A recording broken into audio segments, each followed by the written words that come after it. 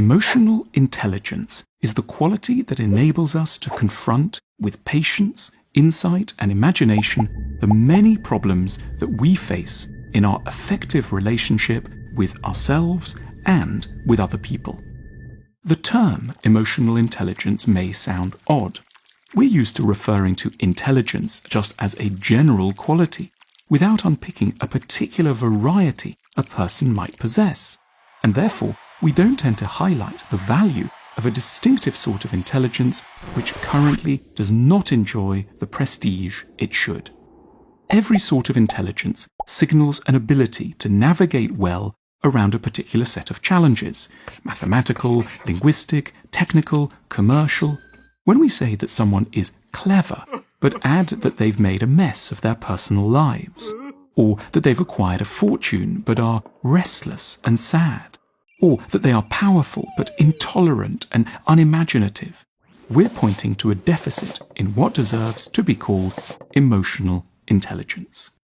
In social life, we can feel the presence of emotional intelligence in a sensitivity to the moods of others, and in a readiness to grasp the surprising things that may be going on for other people beneath the surface.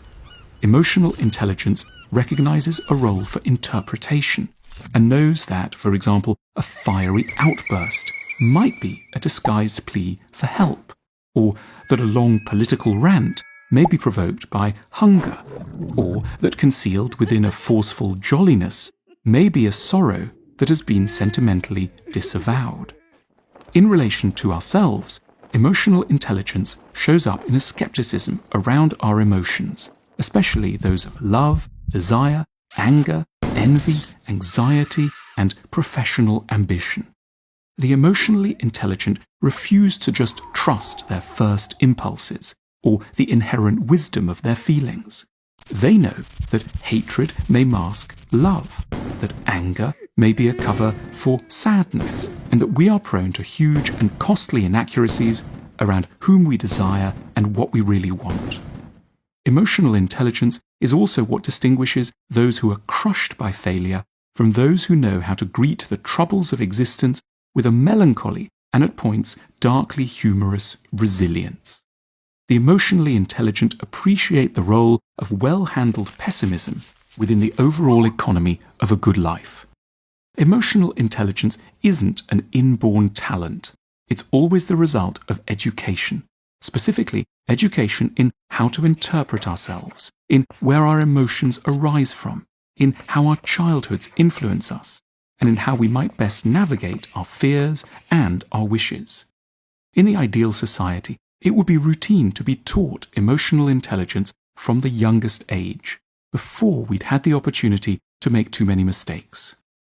It's because we have, until now, not taken emotional education seriously enough that our species has grown ever more technically adept while retaining the level of wisdom of our earliest days, with catastrophic results.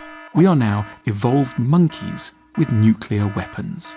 It appears that the fate of civilization depends on our capacity to master the mechanisms of emotional education before it's too late. An emotional education means something far beyond just normal education as we've conceived of it to date. Though it should ideally include courses in every year of school or college, emotional education is more than something that should just take place in classrooms at the hands of teachers and come to a halt around the age of 21. The central vehicle for the transfer of emotional intelligence is culture, from its highest to its most popular level.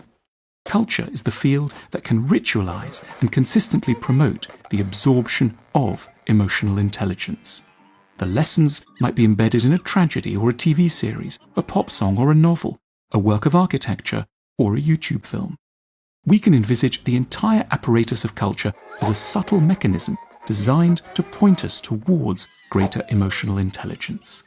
We will never progress as a species and will indeed grow into ever greater technologically armed menaces to ourselves until we've accepted the challenges and opportunities of properly educating ourselves in emotional intelligence.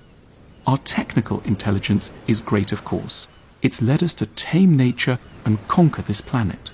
But a wiser, saner future for the human race must depend on a capacity to master and then seductively teach one another the rudiments of emotional intelligence, while there is still time.